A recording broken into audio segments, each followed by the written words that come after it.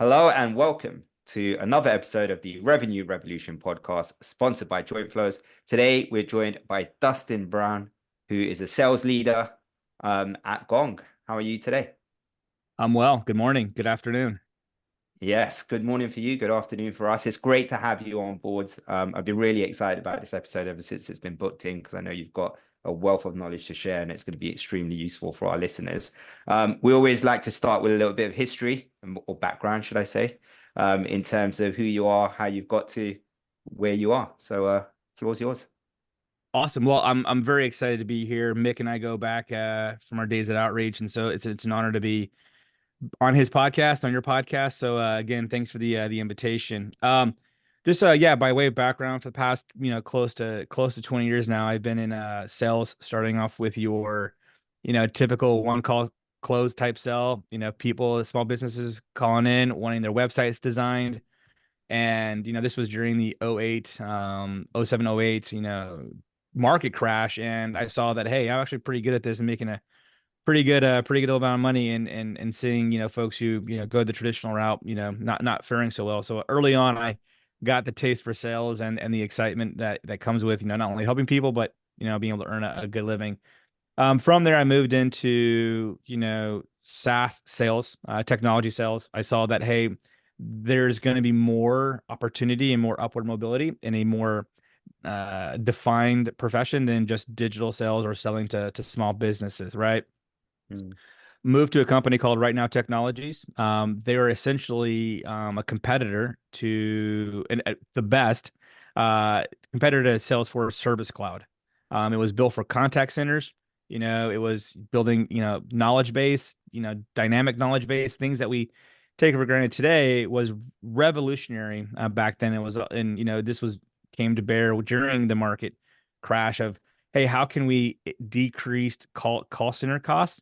This was before chatbots. Like, so, hey, maybe a customer can go help themselves and find the answer themselves before calling into a contact center. And so started off with, as a BDR, learning how to position a suite, a platform of mm, products, and really having to figure out how to solve big complex problems for customers. From there, I moved into, once we were acquired by Oracle, moved into the field, got a battlefield promotion, as they say. And I don't know if that was probably a wise move on Oracle's part, but I certainly learned very quickly. And I was, what they say is, you're thrown in the deep end, and I was thrown in the deep end with some real alphas, in sales there, and had to get some thick skin real quick. Learned a lot, learned a ton, had some success there. Again, continued to hone my craft. Went to Salesforce, on the marketing cloud side. So I mm, got into now from contact center to the marketing side of, the CX space. Then, fast forward, 3 or 4 years later at Oracle Marketing Cloud, working with some really awesome people and some really awesome brands. Had some tremendous success there. Had some failures. And then I got hired by a gentleman named by Chris Albro to go back into the contact center space, and sell text message, as the new channel of where you can go get customer support. And this is right at the time as bots were taking over. So kind of exciting, right? mm. And working with large brands, and saw some tremendous success there. Moved on to outreach, saw, some success there as well. So now I've kind of joined the sales side of the customer experience, from a technology component, which has been, so it's been really awesome to be able to take all of those learnings and all of the knowledge, Mm. to kind of now have a well-rounded understanding of, customer experience, Yeah. solutions, and technologies, whether it's, an app, but mostly big platforms that also have a suite of products. So for me, it's really natural to solution sell, to go focus in on, like, okay, what are the outcomes you're looking for? And then let's go Mm. build a solution or present a solution that can help you solve it, versus, hey, everything can be solved by this one little widget, which in the enterprise space and the upper mid-market space is just not accurate. One widget can't do it all, unfortunately. And so, I think that's really allowed me to excel as these organizations are going from selling to mid-market, kind of that upper end, to now strategic Fortune 10 brands. Has allowed me to come in and not only help them, but really be successful in those types of markets. So that's a quick summary of my background. Happy to dig into any more details. Yeah, the awesome background there. As I said, was really excited about this, and I think a good place to start is one of the things you just mentioned there as well, with companies moving from more of a mid-market space and trying to target more enterprise now as well. Very, very topical, especially over here in the UK. Just, within the last couple of months or so, I've come across 3 or 4 different organizations who are specifically creating teams just for this purpose itself. And you're right, they're big differences, right? Selling into mid-market versus enterprise. Can you speak a little bit about that as what's the best way of creating that dynamic and that team to be able to move? Because it's quite a transition, it's not like for like. Yeah, yeah. I think, the I think the obvious big differences is going to be the stakeholders that are going to be involved in making a decision, and the inability to run around and move around a process. Mm, Um, Enterprises are built and have mechanisms there to mitigate risk. So if you're trying and actively trying to outmaneuver a process, all you're going to do is either lose the deal or prolong the cycle, right? mm, Um, then the other thing is, again, you kind of move from seller to project manager. At some point, you're going to find out very quickly that you've quote unquote sold them. Now you've got to quickly flip, listen for those key phrases of like, hey, when they start using owned language, like, hey, when we use this, or, when we do this or whatever, like they're in their mind starting to imagine themselves using it. At that point, you've sold them. So stop. mm, The performance is over. Now you move into becoming an orchestrator and operationalize them now, owning your solution, taking them through that process, understanding that process. They're going to have questions. You, again, stop with the performance, answer their questions. And if you don't have an answer, go back and find it. You don't have to overcome every objection. Sometimes it's okay to playfully play along and just say, you know what, let me mm, get back to you. That's a big question. And it's also then you're starting to have to learn how to marshal resources internally. It's no longer just you and an SC, right? You can't do it all. Furthermore, you shouldn't do it all because the customer wants to see that you have a team behind you, because they want to buy the team. They don't want to, they like you. They want to do business with you, but yeah. eventually at some point they know you've got to go away. And if they're working with you the whole way through and they're not being introduced, they don't see that you're working with other people, that starts to feel very risky for them, that there's not a big team to support them. Um, Mm, and it's also, you've got to increase your business acumen. It's no longer about features and functions, because as an enterprise seller, you've got to start moving up in your persona and titles. I don't know where I fall on like, hey, you've got to get to the C level. That's fun and all, but I think having a point of view, engaging them, but you're really wanting them to push you down so you have permission to have that conversation and then reach out to them. But they have they have people hired and in place to help them and to do these things. So like, get good at having that conversation at, hey, if you do get that meeting, that you can articulate some things. But I think you just need to go as high as you can, but also recognize that like, you're not at the CRO, you didn't fail, or the yeah. CEO or whatever. Like, again, they have people in place for a reason to do that. And you want to multi-thread anyways. You don't want to just go for one person, right? So those are the things. You go from 1 to 2 stakeholders to 100 of stakeholders. And then you've got to then be able to not only traverse that organization like that, but you've also got to figure out, how do I help my organization traverse as well within that account. And so again, I go back to, it's more project managing than selling. It's very, the sell is in the project management as well. And again, we're moving away from performative selling to actually, rolling out and doing a business transformation. Let me know. Did that resonate? Did I answer that question, or should I go deeper into Absolutely. anything else? Okay. No, that was amazing. It's exactly what I wanted to hear. I think big fan of team selling over here as well. And I think a lot of the notes that you hit were, what you would expect. Well, one of the There's questions I no had, way there's no way you're gonna do a deal over 6 figures, 7 figures, 8 figures without a deal, without a Well, team. yeah. There, absolutely. I don't care who you are, how Mm, amazing you are. You are not as amazing as you are without a team. The yeah. team, all of my success has come from a team. I own the bag, I have the responsibility. I signed up for that. But, we're all spiking the football when we're able to bring a customer on. So I definitely have to put that out there. Well, I'm here talking about the successes and these stories, but just know there's always been a massive and amazing team behind me in every step of the way. And so if you're not team selling, you're losing. So Yeah, absolutely.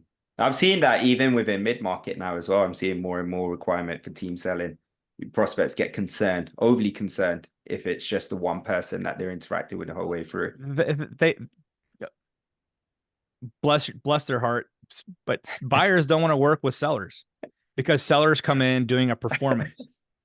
They don't have a point of view. They're not able to, they don't understand, they don't have very good business acumen. They just come in, sweet talking and having a good old time. There's a place for that, and that's fine, right? Yeah. But at some point you have to add value. And adding value is challenging the way they think, helping them recognize something they don't know, helping them curate all of the information that's out there, right? Mm, You've got to be able to have people skills to build trust. But at that point, you've absolutely. got to be able to then go in and help them and look good within an organization. So the team allows them to get more than just one person's input. So yeah, I totally agree with that. Dustin, hey, really nice to have you on the podcast. I told Hitesh straight away, was like, hey, we got Dustin, and then we got it booked. And you can. So I've not been involved. I haven't taken part in the conversation so far, and you can see why you're master of your craft. Like you understand project management. Obviously, you understand value, you understand business mechanisms, you understand executive alignment, you understand team alignment, you understand the priority, you understand the phases. How do you learn this when you're a BDR or an SDR, you get promoted into your first day, into a closing role? How do you create that path, that journey that takes you to your level? Yeah, very good question. You know, I, are you, so I don't know. I think those who study the craft and learn the craft and are willing to step outside of their four walls to say, hey, here's my focus, but I'm not going to be here forever. So let me go start learning from those who I want to be like. Oftentimes I see people focusing on just the next level. I actually focused on my end level of where do I want to be as a seller. And so, Mm, because if I'm going to learn from the top sellers, the enterprise sellers, everything I'm learning there is going to help me just be better in my progression because a lot of those things still hold true, right? You stand out, you're different, you sound different, you feel different. You're not going to have less success by studying the enterprise seller. All you're doing is just accelerating your own career and your own confidence and understanding how to sell, right? It's hey, learn buyers, right? Talk to buyers, ask them like what do you think about or hey, what was your experience here? Or hey, top seller, top sellers, you know, what advice would you give to somebody just starting out? Or what's some advice that you didn't take that you wish you did, right? And so I'm constantly trying to learn from those who are doing it better than me mm, and are where I want to be. I often see a lot of SDRs go, oh, I just want to go talk to the AE that's the rung up to me because they're very similar, right? Like who wants to talk to the old guy? When you're in your 20s. That's not cool. That's not fun. But I don't discount experience. I think I want to talk to the person that's the most experienced because oftentimes in the SDR world, you're promoted based on a non-real sales thing. Like setting meetings is not sales. And so oftentimes I think you're set up for failure when you go into the AE role because you're not really taking the time to learn how to take a deal full cycle. You're not really mm, aware of all of the things that happen in the in-betweens. Like you look at your sales process, but you have to remember our customers have a vote in the sales process, right?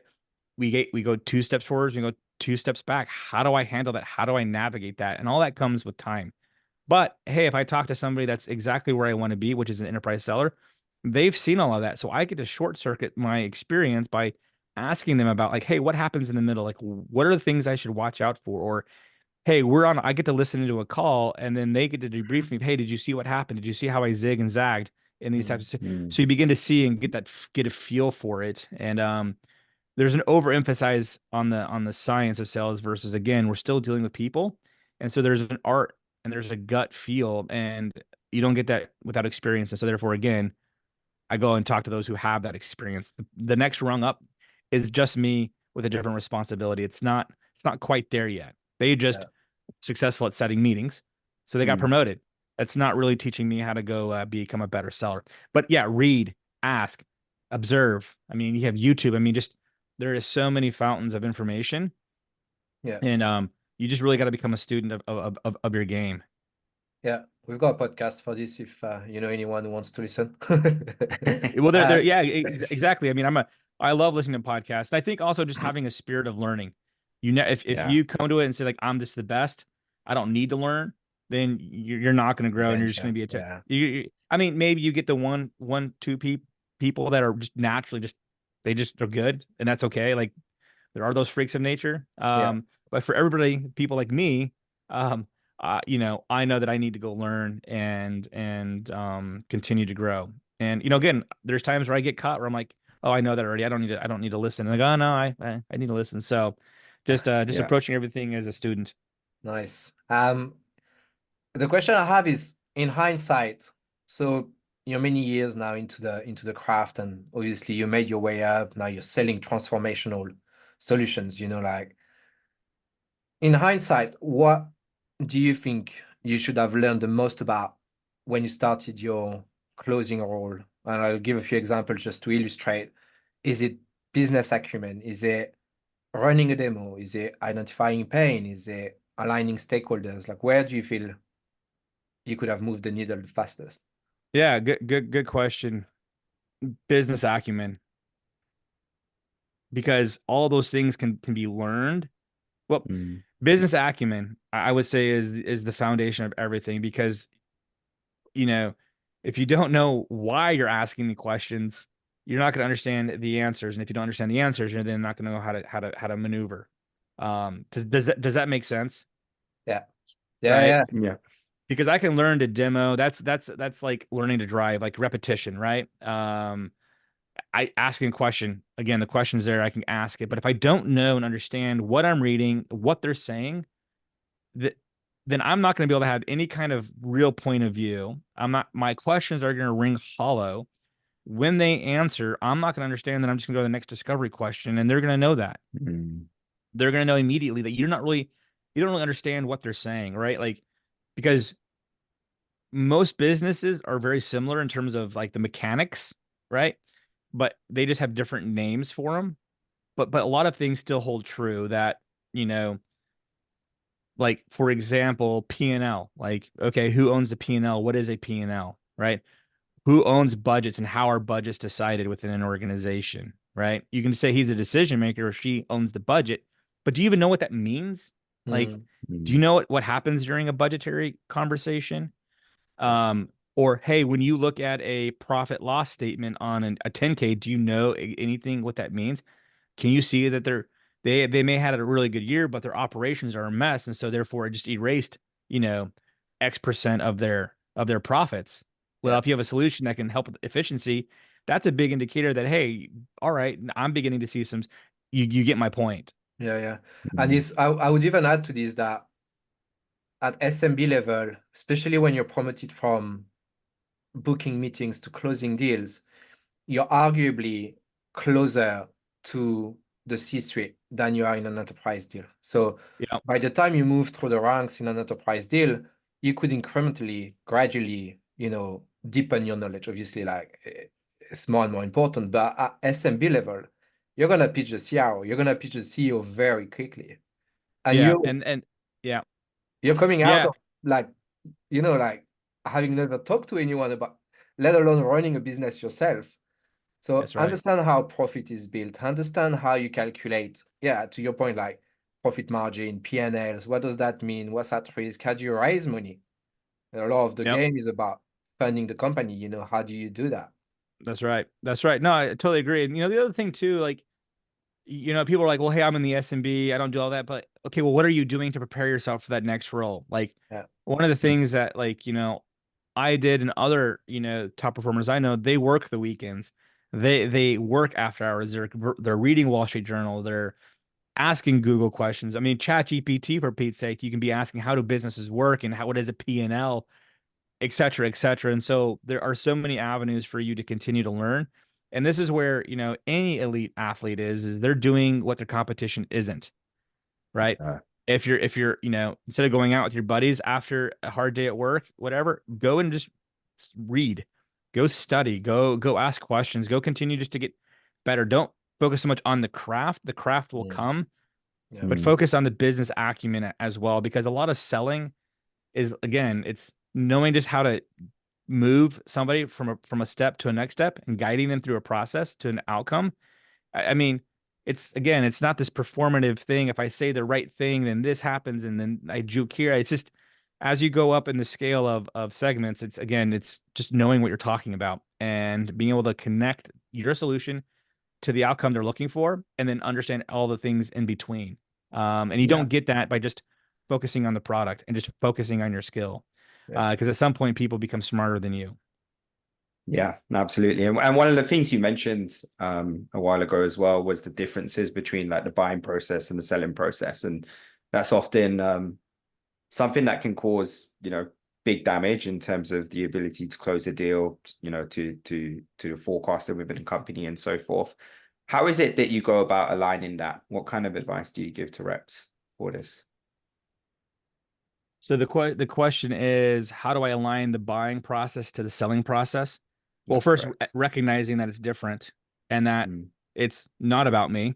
It's about the customer, and it's about understanding, hey, where does this fall on their priority list, right? Mm. mm, Because I'm also willing to walk away if it's not a deal. Like, there's so I my philosophy is, and I'm happy to debate people about this, but is that there's a difference between an opportunity and a deal. An opportunity is, yeah. hey, you know, they're in our ICP, you know, we have like customers, you know, they have some challenges that we can solve, like some of the, you know, if it's qualified, right? Hmm. But if there's a deal, the deal means, hey, this is a part of an initiative. There's a timeline here. There's a budget for it, and they're actually actively evaluating and are looking to make a decision. Yeah. Oftentimes, sellers, we get attached to these opportunities, and it's kind of like when you're dating, you're never going to get a date with that person. They're just not that interested into you, right? You had a great conversation, you had some sparks, but it's all in your mind. It's not there. And so you've got to, so at some point, you've got to disengage and go focus on and find folks who are actually interested in you back. Um, Yeah. we like this idea of if, or, hey, I don't really know how, you know, to transit. Oh, this is big. This is going to make me look good. We make it about us, and then we put that in the Salesforce, and everybody gets all excited. And so that's how you start to map it out, is understanding where they are in their journey, Hmm. and being okay if it's not going to happen this year or this quarter, and saying, hey, it's not happening this quarter, and move on to something else. Let things materialize, let things bake, you Hmm. know, but nurture, keep the conversation going, but you're focused elsewhere on dollars. I've seen too many reps miss $1 million opportunities because they're chasing a 100K a hundred On K the wrong up. or 100K opportunity, and they missed a, you know, $1 million deal. Because they're fixated on, and it's about making it about them than just helping Yeah. the customer. Well, I find that like a lot of AEs who do this is because they don't feel as if they've got enough pipeline or enough coverage to hit their target. So sometimes you get a little bit desperate. You're like, hey, look, they have a challenge that we can solve. Maybe it's not their top priority. So in that instance, if you don't have the ability to be able to get that coverage, what do you do then? Do you build a need or do you just go prospect? Yeah, you build, I mean, both, right? I mean, you build the need and prospect, but you have to understand that, like, this is going to take there's a law of diminishing returns, right? Mm. So if they're interested, but it's just not an initiative, you haven't found an initiative, you haven't got to the right person, still do those things, but spend 5% of your time doing that and spend 95% of your time prospecting. Don't do the things that feel good if you know in your heart that this isn't going to lead anywhere, but you don't want to prospect, right? Prospecting is hard. Mm. But it's about focus. Where are you going to get the most bang for your buck? Most sellers think that they have the skill set to go do all of this thing, when in fact they don't. And so go back to what's hard is prospecting. Go find the person who is ready, who has an initiative, or ask the customer, what other initiatives are you working on? Remove yourself from the situation and realize, because maybe the customer's only talking to you about things that they think you can help with versus they don't know what all the things you can do. Maybe there is $1 million deal inside that opportunity, but it's a different initiative and you're not asking questions. You're focused on the thing they called you about. You're essentially taking an order. And if they're not ready to order, you're not asking questions. So, but to answer your question, I would if I were in that situation, I would be prospecting and I would be giving that opportunity the time it deserves, which is not a whole lot, because not a whole lot is there. And if I'm not willing to go multi-thread, again, no, there's judgment there, but again, just ruthlessly disqualify just as much as you are qualifying. I'm a big believer in focus, and I'm a big believer in just doing the right things, and karma will take care of itself. There is sales karma that, just don't do the fake stuff. Don't do the easy stuff. Because that will lead you quickest to losing your job than saying, I'm working my butt off. I'm doing all of these things. Here's how I'm doing it. Think about it.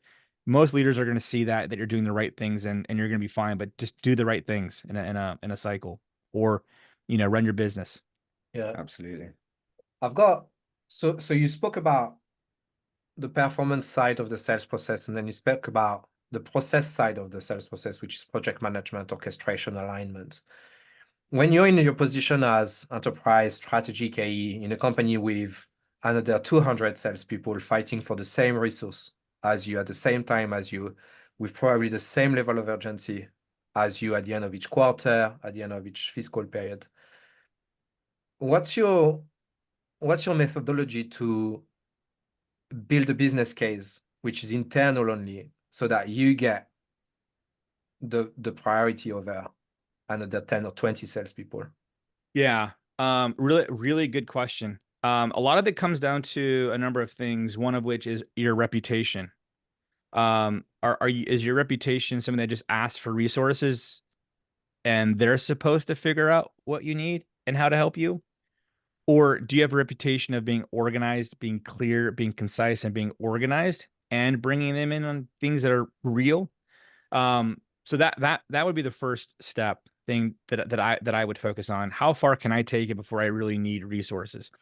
But understanding that I do need resources, you will need resources. And so how can I help their lives be easy? Because I know they're helping other people. And so what do I need to take the burden off them? Just like when I'm talking to an executive, I'm very clear with them with what I need, why I need it, and what the end game is for. And then either daily, weekly, monthly, quarterly, I'm sending out to everybody, my account team, where are we at and the updates, so they don't forget about me. They don't forget about this. And furthermore, it also commits them to doing their part, which they want to do, but they have, because you just said they have all these other things going on. How can I make it super easy for them to continue to help me and continue to maintain that momentum? Right. So those would be the things that I would start doing. Again, just like I'm marshaling resources at the customer's company, I actually need to do it better than I'm doing it. I need to do that better internally. And the internal sell is harder than the external sell.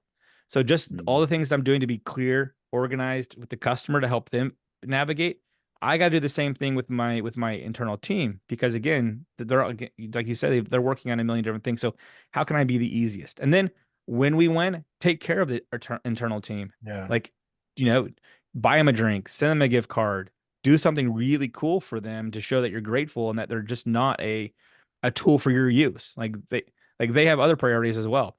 And so therefore, again, you expect that reputation that, hey, if we're going to help Dustin win, and if we go the extra mile, he's going to take care of us. So they're willing to go the extra mile and do the extra thing. I mean, again, they're not assigned to me. They're a company resource, just like other folks are. And so I need to act accordingly. And treat them with respect. And that is, again, just being organized, clear, and keep them, in the loop with everything. Anyways, I think that resonates with your audience. No, absolutely. And I think it's a long game. You don't do it over a week. It's gradually, it's incrementally, and it's about giving back and setting expectations. Which is hard to do because, like to your point, I think sometimes you kind of feel entitled to resource, you feel entitled to priority, you feel entitled to flexibility, and in the grand scheme of thing, you're just a contributor in that Right. stage of the journey of the company, so you kind of have to fit in. Great. Your 50K deal isn't as important as this other $1 million deal that's going on. So how do I deal with that? Well, let me see how far I can take it.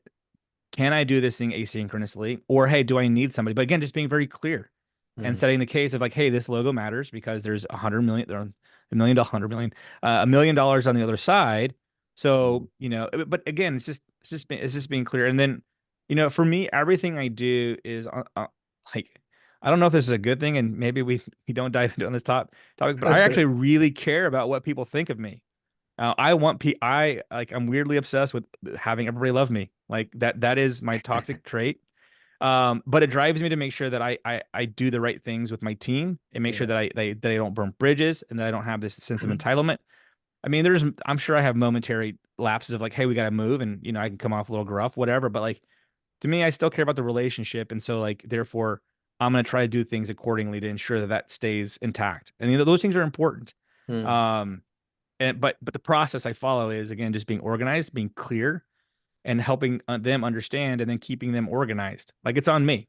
Yeah. I am the quarterback, conductor, pick your adjective, descripting word, whatever. That means I own it. Like, it's up to me. It's like, if I pass the CS or the SC or PS, they're gonna, like, I need to take the ball back and help them then run the ball. Anyways, you get the point. Yeah. I The go on forever on this one. and just to your point, you've got our respect. We love you, and I was gonna say, like, I think something special about you is that you're extra accessible. Like, you're top 1% in the sales world, like, and known for it and recognized by many communities. But I ping you a LinkedIn message and you answer straight away. And you're like, hey, I can have a conversation with Dustin, and we're like, I don't know, 800 miles away. It's nice to have that. The question I have, Dustin, is there's an internal structure as well, an org chart, and sometimes, and that's something that would resonate with our audience, is you might get stuck by the level of agility of your direct your line manager. So especially in enterprise, you may want to speak to the CEO of the company straight away about flexibility on commercials, or creating a bespoke structure financially for the receiving company. How do you have these hard conversations about, hey, look, John Doe, it's nice, thank you for your support, but I'm gonna need to have access to the CFO of our company, and I don't want you to feel bypassed. Yeah, that's a hard one. I think, to me, that would just be a red flag that I'm at the wrong organization. Um, If you don't get so access to these people. yeah, I mean, I'm trying to think, if I'm an enterprise seller, I, I, I, I guess I'm not so black and white on this, who I get access to, because there's teams and there are processes. But if I'm being blocked internally from who I need to get to have a specific conversation, and they're not willing to go help me have that together, then I would be very concerned about, I don't think I'm going to be able to be here very long, because you are a direct threat to my success. But I would also figure out, do I need to actually talk to that person, or is there somebody else I can go talk to? This is where, like, really developing relationships and understanding how your company works. I mean, every organization has a shadow government in it. Where there's the title power, but then there's the real power and ability to get things done. Yeah. And I would be looking for that, and working with that person. I worked on some really big deals at Outreach, and our CFO was super accessible, super awesome, but I didn't need to work with her directly. She had people on her team that I could work with and go get that done. But it was, again, on me to make sure I'm clear on what I need and why I need it, because that's what really helps things flow faster. But when you're sending a bunch of convoluted stuff and you're not able to articulate and communicate what your need is, and why you need it, and because of that, you have to go talk to them, then, I don't know if that's a manager issue. But if I'm being blocked, and Red flag. not getting things out of my way to help close this deal, and I'm just getting blocked by bureaucracy, I'm at the wrong organization. Some people are okay with that. I wouldn't be, especially having a manager block me from engaging the person I need to engage, because that's weird to me. Like, this impacts you, and if they're more worried about their own reputation because of that, then again, that tells me that that's interesting. That's just an interesting data point. I don't have an answer to that. It's a very difficult one, right? Again, you're dealing with another human. I can't um read that manager's mind as to why they'd be doing that, but I'd be like taking that very serious. Yeah. And if you have a good relationship with somebody else, maybe ask them what they do. But yeah, that would be a hard one. Again, it's just kind of like, how do I go around this blocker or this person in a deal? There are many ways to do it, but internally, I think it's probably a little more challenging in that regard. But that I probably wouldn't be there very long anyways to find out. So Yeah. I mean, no, I wouldn't be, because I've been around and know enough that, like, hey, this is not right. You shouldn't be being blocked from being able to get a deal done. Now, do I need to talk to the CFO? Is the process really a pain? Yeah, probably. But again, this just depends on the company and the size of the deal. So there's lots of things that goes into that answer. But if anybody's blocking me from the right resource to get things done fast, I'm gonna have a real hard time with that and wonder if I'm at the right organization. And again, that's not a judgment. It's just me personally. I want to be on a team that everybody's accessible to go get these things done fast, because momentum is real in these deals. And if somebody's artificially making it harder and screwing up that momentum, that's going to be tough for me. Like, because I'm here to do big things, and I'm not here to, I want to play politics. I'll do all that, fine, but like, let's go win deals. Like, I'm in sales. Yeah, absolutely. Just moving on topics quickly as well. I know before we hit the record button, one of the things we spoke about was consolidation within the tech landscape. Anecdotally, at least, what I see is that many prospects are moving away from single point solutions and trying to find solutions that can be all encompassing, or, maybe tick more boxes than they previously would have looked for. What are your thoughts on this? Where do you feel like the market is going? I definitely, I mean, the market for sure I think the market is going to consolidation, but I think we have to respect that each individual organization has a vote in that. And there are a lot of organizations that are okay with having best of breed point solutions, because APIs and connectors that need, a lot of enterprises are okay with good enough. I definitely think you're going to see a lot more of the small business to mid market really, really, really consolidate and very quickly. I do think enterprises are going to do that, but it depends on where the technology is sitting. If it's already sitting with a number of teams, probably. But if it's sitting with the central person, I think it just depends on the use case and the workflow. Because a lot of these technologies and these enterprises, once they're bought and once they're put in, it's really hard to get them out, because they become central to a workflow, and reps become accustomed. So if you have 2 or 3 solutions in there, you're gonna have to really, really prove to them that they should move just onto you. And oftentimes, a lot of these organizations that are in this situation aren't really ready for an organization to move everything onto them, because they don't have the infrastructure or what I would call governance and admin things, and security that these organizations need.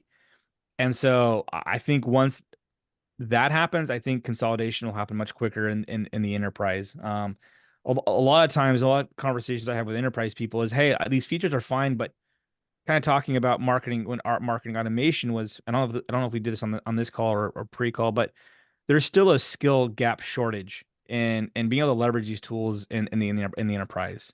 Okay. Yeah. A lot of these tools require strategy. In the beginning, I was like, hey, let me acquire these tools. Let's go fast. This is exciting. This makes sense. But what didn't make sense is actually, how do I go use these tools more strategically than just blast emails out? And we're seeing that with the Yahoo LinkedIn situation. And I'm speaking from a sales tech lens here.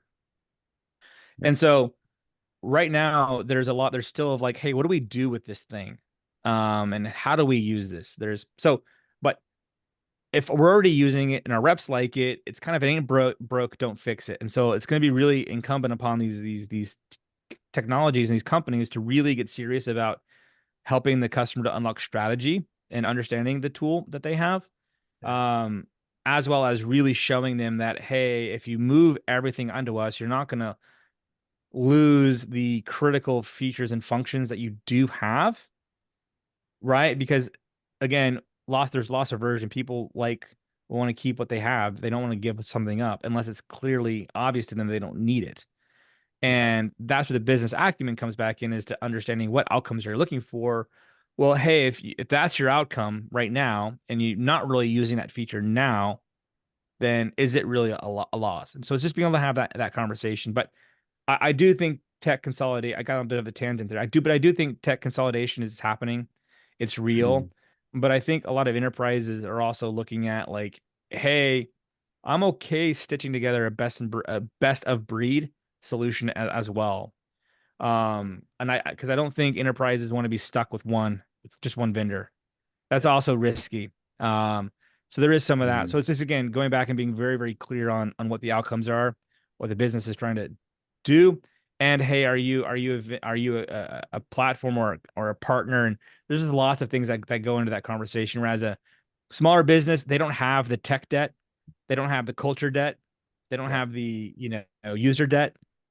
It's easy just to say, hey, let's just use XYZ company. It's fine enough. Okay.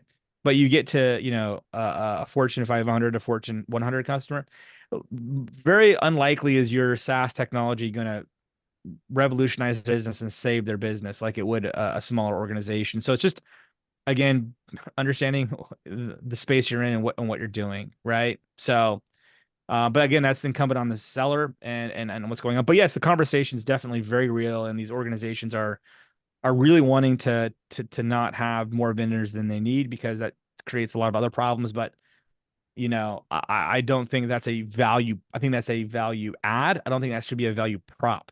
If that makes any sense. Very good. I was going to ask a follow-up question, but I'm going to ask a personal one instead. So not too personal, but so you're speaking to a lot of people and you're invited to podcast and you're doing a lot of thought leadership as well. What's the question you wish you were asked about more often during these conversations? What's the thing you're like, I've got all this experience, no one asks me about this one thing, which really is important? Ooh, that's a good question. That's a good question. That's a good question. I don't have an answer for you right off the top of my head, because that one's I'm gonna be thinking about now for that's gonna have to be a follow-up conversation. That's a really good question. I don't know. I guess it would be, yeah, I don't know. That's a good question. That's all right. That's good. That's a really good question. So I'm lost for words. Well done, Mick.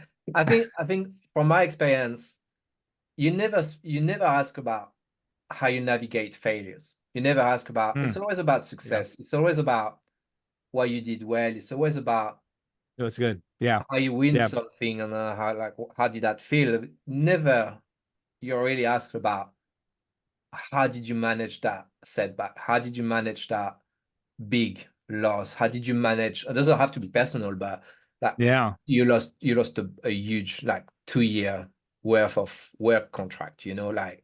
It's very I find that the conversations are always very positive and trying to get to the positive, which is very important. But a lot of the work is about managing setbacks and difficulties. And that's it. I think we're at time, so it's probably time for the wrap-up question. A wrap-up question, yeah. So, but I actually think that's a good question. Do we have a couple minutes to quickly dive into that? It's more if you have the time than us. We've got all the time you need. Yeah, that was really pointed and poignant, and I want to speak to that, because I actually do think that's actually if there's anything I want anybody to walk away from this podcast is that, because you're gonna have a lot of failure than you are success. And I think LinkedIn is an echo chamber of success, and I think really is, not only is it fun to celebrate and learn, but I think people think every deal needs to be $1 million. If it's not, you're a failure. Or, hey, you're not the number one rep, you're a failure. If you didn't hit your number, you're a failure. Or if you don't follow this or pay for this, you're not going to learn how to be awesome like me. Fine. We can debate the should people do that? Whatever. I don't care. I have an opinion on that. But no, you're right. Nobody talks about the failure of what it feels like to go from actually hitting your number multiple years in a row to not hitting your number, because that's an absolute, for lack of better words, mind fuck. It's yeah. Hey, I've worked so hard on this. I did everything right, and I still lost. Is there something wrong with me? I'm reading the book Obstacles Away but to get personal, I'm not good at this. I leave everything on the field. I take it personally. Yeah. I feel like a complete failure and a terrible salesperson, and that maybe sales isn't for me. I still go through that exercise in my mind. I see people on LinkedIn kind of like I compare, man, like that is a very human experience. But one of the things that I decided very early on is that I'm not going to give up. Because even though my mind and these feelings are telling me this is forever and this is it, this is, blah, blah, blah. I also know that like this too shall pass, and that I'm beginning to understand that everything works out. Everything does. And I'm beginning to find little things that I can go do when I start to feel a certain way to remove that feeling. Right. I think it's good to have a chip on your shoulder in sales. But how you handle it is and how you navigate it and use that fire is very important. And I'm definitely still very early on that journey of navigating the emotional roller coaster of sales. And not flaming out, especially when you're working big deals that don't go your way, or when renewals don't go your way. But failure is going to come. You are not your failure. If you're truly working hard at it and doing your best, you're not a failure. You just failed. And that's just an opportunity to learn. But if you're not doing something about it and you're not succeeding, then you probably should be asking yourself some very, very hard questions. But I think in SaaS and in tech and maybe in every sales, imposter syndrome is real. LinkedIn exacerbates it. But I would just, if you're feeling that way, take a step back, take stock, and just work through it. But don't let it win. Don't let it win. But yeah, no, man, that's a really good question, because again, I fail way more than I've succeeded. And I've been fired twice. I've been put on plan. I've been told, I had colleagues offering, trying to help me get a job at Outreach when I was at Outreach, because they didn't think I was very good, like just wild stuff. And my weakness is I let that stuff get in my head. And so, wow, great question. Thank you for answering. Yeah, absolutely. So we have one final wrap-up question, Dustin, that we ask everybody. Through your whole career to date, what is your best memory and why?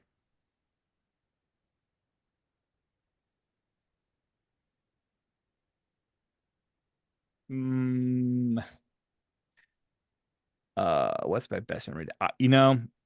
Honestly, it was, I think it was, unfortunately, Mick, you weren't there, but it was the last day of the quarter. I don't remember what quarter it was, but I was out in the EMEA office, to go to have a big customer meeting with a global account. And I had the opportunity to close out the quarter with the EMEA team. I've been remote most of my career, and most end of quarters I'm remote. I very rarely get to experience the in-office energy and electricity. But I got to experience that. People who hadn't got on the board got on the. I mean, it was just an absolute. It was just electrifying. I was floating. It was so much fun, and so exciting. And all my close friends that I've made throughout the years were there. People I got to experience club with were there. That I pulled the Marlin out with were there. but just to be able to see the look on their face and to celebrate their wins, their triumphs, their redemption in a quarter was absolutely electrifying. And it really, in that moment, told me and said to me that I actually care more about this than I do my own success. Because to me, it's about others. And I'm just, while I have a job to do and, I have a number, but, it's seeing others succeed that really, really lights me up. So that was a treat. That's something that I hold very dear. Nice. Awesome. Great answer. Resonates with most leaders. They often put others before themselves. Yeah, absolutely. Brilliant. Dustin, it's been an absolute pleasure having you on. Mick, you're right. You didn't disappoint. In fact, you probably over exceeded my expectations, should I say. So it's been an absolute pleasure to have you on. This has been the Revenue Revolution podcast. Until next time, thank you for joining us, Dustin. Bye-bye. Thank you. Bye, all.